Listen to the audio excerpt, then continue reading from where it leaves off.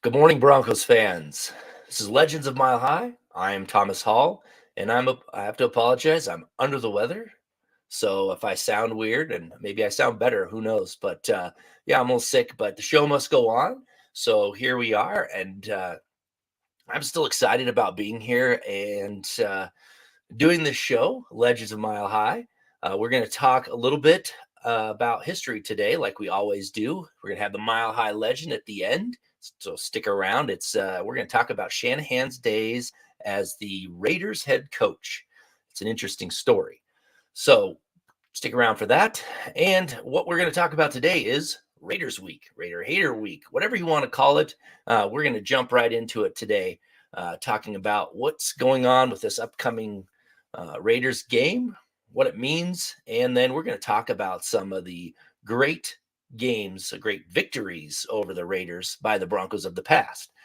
So thank you for coming in. Appreciate it. I'm going to check out one chat this morning. Jeremy Sean, he's here, I think, every day, so I really appreciate that.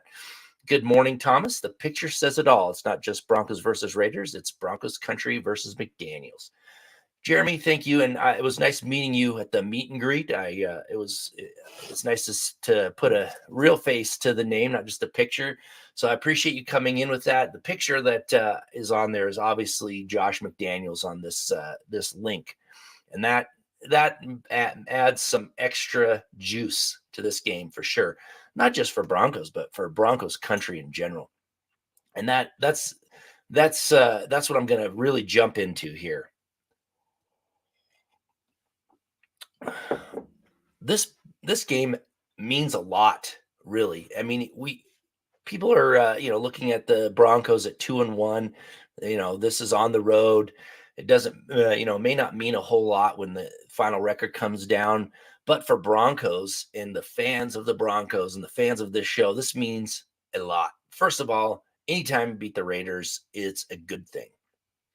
And we have watched the Broncos struggle to beat the Raiders over the last several years, and that's been tough to take. When you're a diehard fan of the Broncos, watching your arch rival, take care of business both on the road and at home, it's pretty rough. So this game is huge to not only get the monkey off the back, but as Jeremy said, it would be great to put the final nail in the Raiders' coffin this early in the season. Knock them down to 0-4, knock Josh Daniels down to 0-4, and really send a good message to him about what Broncos Country is all about. So I mean, there's very few teams, and I can't remember. I know that I looked at that as a study a while back when the Broncos were 0-4. There's only a handful of teams that have ever made the playoffs after they started 0-4 in the history since the merger, anyway. And those teams the only way they made it was take a massive leap forward and have a stretch of games where they didn't lose for 6, 7, 8 games in order to get back into it. So I would say that this game would definitely knock them out of the playoff race already, which is amazing. So the Broncos definitely have to take care of business. Now, I predicted them to win in our Mile High Huddle roundtable, and I think they're going to, and I keep saying this, they're eventually going to get their offense going. And the Broncos have got to put that together. Now, this will be the 4th game. There's no more excuses.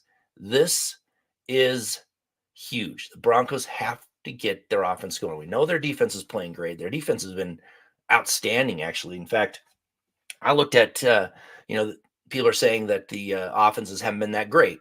Well, it's true. They haven't played some really fantastic offenses, but they have, with the exception of the Seattle game in points, they have held each of their opponents to much less in both yards and point totals than their average for their other 2 games.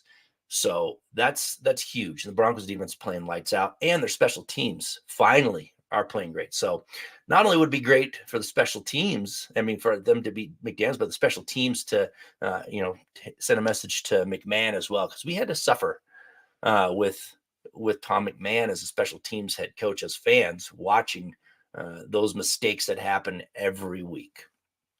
Albert Knopper's coming in. Good morning, Thomas and Broncos Country. It's good to see you here this morning, Albert. And it was good to see you last week at the game at the meet and greet. I hope that hat is still doing you well, and I appreciate the support. So thank you very much. Clayton Huron's coming in. Good morning. Smash that like button and share on the way in. Let's ride Broncos Country. What kind of coffee you starting the morning off? Classic roast and French vanilla. I'm a black coffee drinker and I like a dark roast. This is Pete's coffee, so it's a darker roast, and I've got to have something, man. I'm telling you, I do not feel well. I hope my voice sounds a lot better than usual, though. Kind of like that Friends episode where Phoebe sang a lot better with her voice and tried to stay sick. But I'll have to apologize if I need to step away to blow my nose or something. But I don't want to miss this show. This is Raiders Week. We have to talk about Raiders Week. Brad D. Hi, Thomas. The Raiders are a cornered beast, stout of claw and sharp of tooth. Going to be tough. I love you. I love that that saying. That's awesome. Cornered beast. They are absolutely. They are desperate, and they know it. They know that if they go 0-4, they are in trouble, big time. And so that does scare me. But this isn't. A lot of people are saying, "Oh, could it be a trap game?" No way. I mean, it's the Raiders. I don't care how bad they are. The Broncos never overlook the Raiders, at least in my opinion. I don't think they can overlook a rival. But second of all, the Broncos have their own problems. And if they were running on all cylinders, then maybe I could, kind of jump on board with they're kind of overlooking the Raiders, but they have their offensive woes. They need to get this thing straight. So it's going to be a tough game, but I really think that the Broncos are kind of put it together. They missed all, the Stars missed all preseason. Now they're 3 games in, no excuses. They need to get that offense rolling. And I've said it a lot, and I'm going to say it again. They have to do it. And I think they can. My only issue really with the Broncos offense has been their inability to scheme receivers open. I mean, it's been a struggle to get their receivers open and get those easy completions. And you see it all the time with other teams where there's somebody wide open often. And of course, they played some pretty solid defenses, so they can't fault them completely. But I think they're going to put it together, and I think Russell Wilson's going to have a decent game. And the defense, of course, is going to, dictate how this game goes like they have been. I'm going to get this last comment before I move on to the next topic. Jordan Russell. This is a big week in my family. I moved to Chiefs country and married into a Raiders family. Luckily, my wife has been saved, but this week is huge. Wow, that's a tough one, man. I give you plenty of kudos for going into the Lions Den in Chiefs country as a Broncos fan, marrying into a Raiders family. That's tough. I've spent most of my life kind of in enemy territory, so to speak.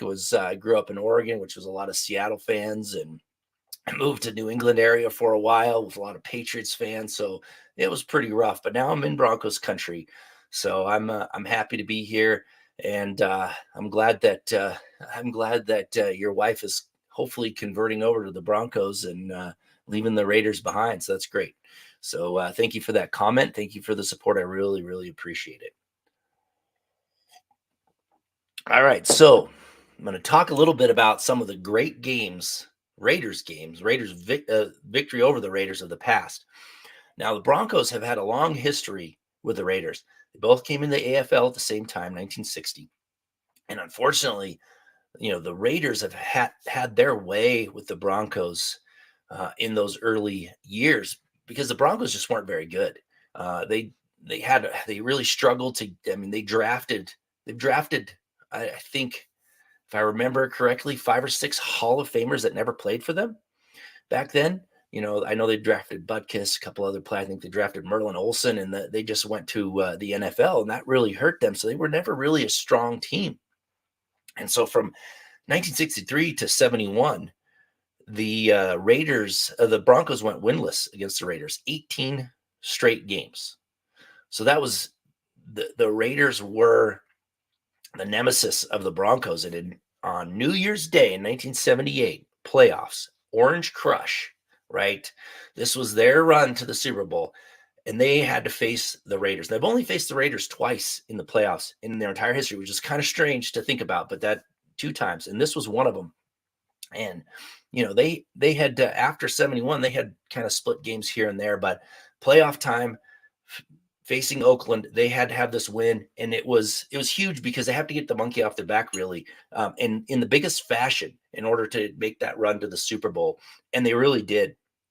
I mean, the Broncos jumped out to an early lead. Haven Moses had a 74-yard touchdown catch, which was amazing. The defense played really well, but the Raiders kind of came back at the last. They were down 14-3, and then they made 14-10. And luckily, Haven Moses, and if you watch this show, you know why Haven Moses came to the Broncos. A very interesting reason. He got another touchdown catch and put that game out of reach, and that was huge. They beat the Raiders, and since then, the Raiders have never really had their way. I mean, there's been some times that the Broncos have, lost to them a few times, like what we're seeing now, and back and forth. But that really kind of put them on even playing field in their history, and they didn't look back. So that was a huge win. Playoffs. Broncos made it to the Super Bowl. Dom's coming in. Good morning, Thomas Scott in Broncos Country. Tom Jackman was the best person to bring out the hate for the Raiders week. Excuse me. Like I said, I'm sick. Sorry, had to sneeze. Tom Jackson. I love watching Tom Jackson when he was on ESPN. He was fun. In fact, I remember the commercials that he was in, the football College of Football. I actually have the hat from then. Those were pretty fun. I was back in the day, but yeah, Tom Jackson, great Bronco and great sportscaster who definitely did not care for the Raiders, obviously. So thank you for that. Thank you for reminding me of Tom Jackson. Thank you for the support, Dom. I really appreciate it. Now, the second time that the Broncos really kind of won in a significant fashion was in 1981. And the reason why this is significant is because it was the first ever shutout of the Raiders, and they did it in Oakland. Obviously, the Raiders have moved around a lot, Oakland, LA, but this was in Oakland. They forced 6 turnovers that game, and the Broncos imposed their will, which is always awesome to watch, especially in the face of the home crowd of the Raiders. They rushed the ball 45 times for 162 yards in a platoon of rushers. Everybody got a carry pretty much, and they just ran the ball down their throat. It was Dan Reeves' first season as a head coach, and it actually kind of kicked off a run of Broncos dominance for the next 4 decades. I mean, we all know that the Broncos didn't have back-to-back losing seasons, during Pat Bowlen's time. So that was a significant run, starting in 1981 with Dan Reeves, and then later Pat Bowlen bought the club. John Elway came in and really was 13 AFC West titles after that, 19 playoff appearances to only 7 AFC West titles for the Raiders, and 11 playoff appearances. So that was a significant game, not only a shutout in Oakland, but it really kicked off Broncos dominance. So that was a huge game. And it's kind of, I'm going to say this is a huge game too. When we're looking at this week, the Broncos need to get right. And this is the game to do it. And no bigger fashion to do it against the Raiders in Las Vegas now, because, it could do the same thing. Start off a big run of success with Russell Wilson at the helm and new coach and new ownership. It could be the catalyst to something good. So this is an important game. Brad D's coming in with 23-20. Rob Little's fumble touchdown. It's all over, Fat Man. Yeah, that was another good one. I don't have that one written down. That was an awesome one though. I mean, that was those are some more good games. So yeah, throw some games if you remember them. Throw them in the chat. We can reminisce a little bit. I mean, that's what this show's about. Talk about history, reminiscing, and don't forget, we're going to talk about Mike Shanahan's days as the Raiders coach, which is weird to think about. Hated rivalry. He is their head coach, but it's an interesting story. Al Davis really kind of ruined it for himself. So stick around till the end. We'll do that with the Mile High legend. Clayton Huron, how many rushing yards do you think we get? And how many throwing yards does Wilson have? And how many sacks? Clayton, thank you for being a supporter of the show. Thank you for coming in from Facebook. I really appreciate it, man. And, I don't know. This is so unpredictable this year with the Broncos offense. I mean, they just have not been able to get things right. But I do think Wilson has a good game. So, I mean, that to me can be, anywhere from, maybe 300 yards throwing. But I hope they rely on the ground game really there's nothing better than to watch the Broncos run it down the Raiders' throat without them having any anything that they can do to stop it. So I really hope Javonte Williams just does his thing and rushes for over 100 yards, and they just kind of cram it down their throat. But the Broncos, the problem with in the past is David Carr's been able to get those passes out quickly in the timing routes. So they haven't been able to get to him lately. But this year, it seems like he's holding the ball a little longer. And hopefully that's Josh McDaniels' influence, that he's really doing his thing with the team, and hopefully the Broncos can get to him. But I'm thinking they're probably 2 sacks, hopefully more. But it's tough to think they're going to have a whole bunch. But if they can get pressure to Carr, the Broncos are going to win, because they can disrupt his timing. I don't think the Raiders have what it takes to. If he can't get going, they don't have what it takes to beat the Broncos. So.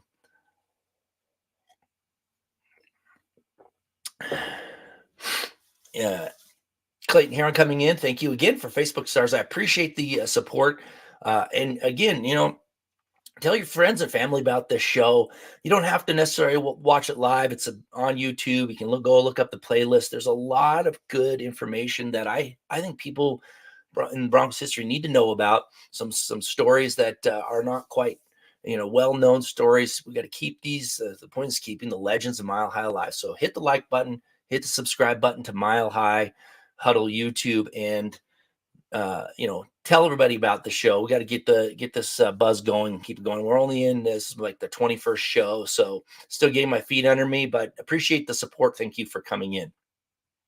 And yeah, I love the cup too. I've been bringing this to the show every day after the first couple, and this is kind of a good luck cup. Hopefully it works for this weekend.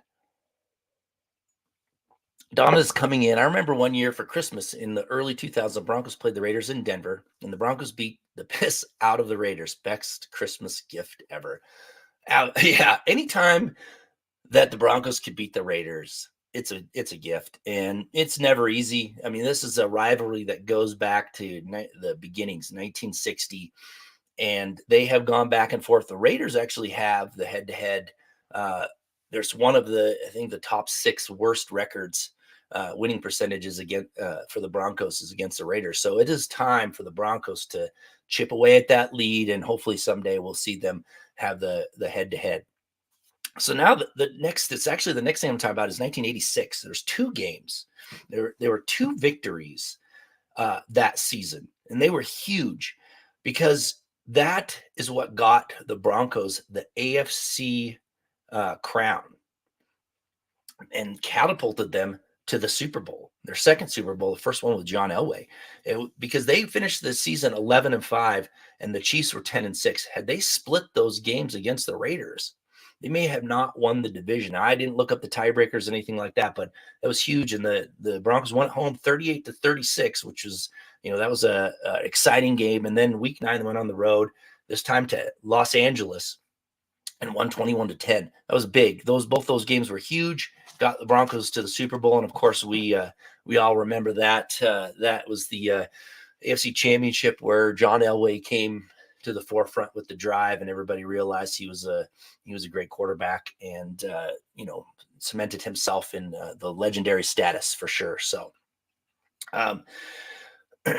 now the next game, October 16th, 1995. Now, we all know that Shanahan coached for the Raiders. This was his first game facing Al Davis and that Raiders team. And excuse me. I'm sorry about that. This was another shutout. which was, and it was the same score, 27-0. It was a great. They went back to Oakland, and we all, I mean, anybody that has watched the Broncos back in the Shanahan days know that he rarely lost to the Raiders. This is the game that set that off. He went 21-7 against the Raiders. It's his time as a Broncos head coach. Going down there, first game, it was a beatdown, 27-0. And they held the Raiders to only 169 total yards, and they forced 4 turnovers. And it was great because it's an embarrassment to Al Davis, and you'll hear why that is important. You'll hear, the Mile High Legend, why it was important to go down there and embarrass Al Davis. And another tidbit of information that I that was interesting was it was Simon Fletcher's last season. He didn't play the you could tell he was on the downstretch of his career, but he had 2 sacks that game. Finished the season with only 5. So he came up big in that game, and to me he's one of the most underrated players of all time. I mean, he had some incredible seasons, and he never once went to a Pro Bowl. In fact, one of his seasons, I mean, it was good enough to like garner some Defensive Player of the Year buzz at the very least, and he never even got to a Pro Bowl. So Simon Fletcher, great player, underrated, one of the most underrated of all time, in my opinion. So that was a great game, huge win. And then finally, another game. This was the Peyton Manning days. It was December 28th, 2014. Peyton Manning wasn't playing incredibly great. He was kind of injured. You could tell it wasn't his typical season. It was basically, the one step away from him, at his worst in 2015. But they went and they won 47-14. It was the highest score ever from the Broncos against the Raiders, 47 points. And it came after they had gone down to Oakland and dropped 41 points on them. So the total of 88 points was the most points they ever put on the Raiders in a season. So that was incredible. To that kind of score total for both games that's an embarrassment to the Raiders. So you always want to see that. So a couple beat downs where they just got clobbered, and that was awesome. And it was Manning led offense. They had 451 total yards. The Raiders only had 199. It was an incredible embarrassment. So it was great. Jeremy Shawn's coming. Broncos beat the Raiders in 2000 on a last-minute field goal on Monday Night Football as Brian Griese had a separated shoulder. Also got to love the Talib Crabtree chain snatch. Yeah. There's so many games that we can look back on and reminisce about because they've played so many times. And I remember the snow game. There was a couple snow games. And those are great. And then, of course, everybody remembers the Talib snatching Crabtree's chain, which is, it's kind of become a meme or something now, which is fun. Dom's coming in that one game when it was snowing crazy in Denver when they played the Raiders, and Al Wilson stopped the run game in the snow. Raiders won, but the game was a snow bizarre game. Yeah, it was. And then that hit that Al Wilson put on Tyron Wheatley, which is funny because he's now the running backs coach for the Broncos. That's a highlight reel type hit. Was great. Stuffed him. Unfortunately, they did lose that game, but there were a couple big moments. In fact, I think there was a huge Rod Smith touchdown catch in that game in the snow, and the pictures of that is pretty fun to look back on. But it's unfortunate that they lost that game, but another good one. A couple honorable mentions I'll just say before I go on to the Mile High Legend. In 1984, Carl Mecklenburg knocked out Marcus Allen. They won 16-13, and that was, Mecklenburg kind of, he was an afterthought, 12th round draft choice that kind of put him, in the limelight, big hit. And then his career after that was huge, Hall of Fame type career. So that was a pretty cool game. And then in 1995, December, the day before Christmas, John Elway leads the Broncos back from being behind 17 unanswered points and led the game-winning field goal. So the Broncos won 31-28. So there's always some great games that happen between this old rivalry, and I mean, I'm down with talking about any of these games that you want to talk about, even after this show. If you want to talk to me on Twitter at Thomas Hall NFL, please do so. I love talking about the history of the Broncos, and anytime we can talk about the Raiders getting beat by the Broncos, I'm all for it. Jordan has come back in. We'll be driving out to watch the Raiders game in Denver this year. My father in law paid for tickets before the 0-3 start. That's great. It's so fun to be live. I was at the 49ers game. That was being live. You can't see as well as when you're watching TV, but just the atmosphere is so fun. And I really have to send a message out to Broncos ticket holders. Stop selling them, please, to our opponents. When we were at the 49ers game, there was way too many 49ers jerseys. Hang on to that. We're in for a wild ride this year, I think. We're starting on something to watch some success. So keep those tickets. Don't give them to the Raiders fans, and go in there and force and shout and scream. And so that's great, Jordan. I wish you luck. I hope that they stomp them, and it's a great game. All right, so I'm gonna wrap up the show as I normally do, but before I do, I just want to make one mention. Again, I'm gonna keep talking about Tom Nalen for the Hall of Fame. Tom Nalen is my number 2 Broncos snub of all time after Randy Gradishar. So let's get support out for him. I actually went out and designed this shirt, 66. Orange says Orange Hush there. If you know the 90s offensive line, you know what that in 2000 offensive line, you know what that means, Orange Hush. I'm going to be selling that shirt to go to charity, and two to try and create buzz for Tom Nalen for the Hall of Fame. So please, make sure that you get his name out there. The more that we talk about Tom Nalen, the more that we push his name out there, then we're going to see people start to jump on board. So Tom Nalen for the Hall of Fame. All right, now for today's Mile High Legend. Now, oftentimes when pundits are arguing over a first-time head coach versus a kind of a retread when they're hiring a new head coach, they often point to Mike Shanahan as an example of why it's prudent to hire a second-timer. And the pros and cons of that argument are really too vast to talk about in one Mile High Legend. So I'm not going to talk about that, but I am going to talk about why using Shanahan as an example is ill-suited. His failure with the Raiders organization had nothing to do with him. And the Broncos Country can thank Al Davis for 2 Super Bowls in Denver and mediocrity in LA and Oakland. From the moment Davis hired Shanahan, he handcuffed him so badly that failure was inevitable. Davis couldn't get out of his own way after hiring the talented offensive coordinator in 1998. Shanahan could not fully hire his own assistant coaches.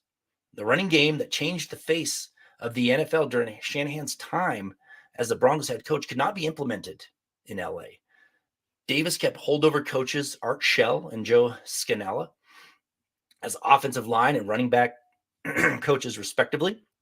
Both Shell and Scannella had vastly different philosophies when it came to offensive line play and the running game. So there was a butting of heads right away. The world would have to wait a few more years until Shanahan was able to unleash the zone blocking scheme that produced 1,000-yard running backs like they were coming off an assembly line, brought 2 world championships to Denver, and is still used by teams today. Furthermore, Davis promoted Terry Robisky to offensive coordinator, whose offensive style was Air Coryell, and it was in stark contrast to what Shanahan wanted to run. Even in camp, Shanahan was implementing his scheme, but Davis, watching from afar, didn't even agree with it. Even though he had invested significant money in hiring Shanahan, he wanted the deep passing game he was used to from his Air Coryell days, and that's not what Shanahan wanted to run. So it was a massive butting of heads from the beginning. And Davis himself said he hired Shanahan because he wanted a fresh implementation of ideas, but couldn't live with that philosophy because he kept undercutting everything that the new head coach wanted to do. He hated the shotgun formation, and he believed in matchups instead of scheme, which is, incredible as the passing game started to grow in the NFL. And Shanahan even wanted to let go of assistant coaches after they went 7-9 in his first season so that he could bring in the right coaches with the right fit. But Davis, he wouldn't do it. He still couldn't fully invest himself into a coach he gave a 3-year contract to. In fact, Shanahan actually fired Tom Walsh and Scannell, but Davis reversed the decision. And that was a massive blow to Shanahan because the entire thing came a locker room scandal and gave the assistant coaches free reign to rebuke anything from the head coach. And it was a disaster, and Davis himself created the disaster. And that experience led Shanahan to insist on full control when he was hired as the head coach in the Mile High City.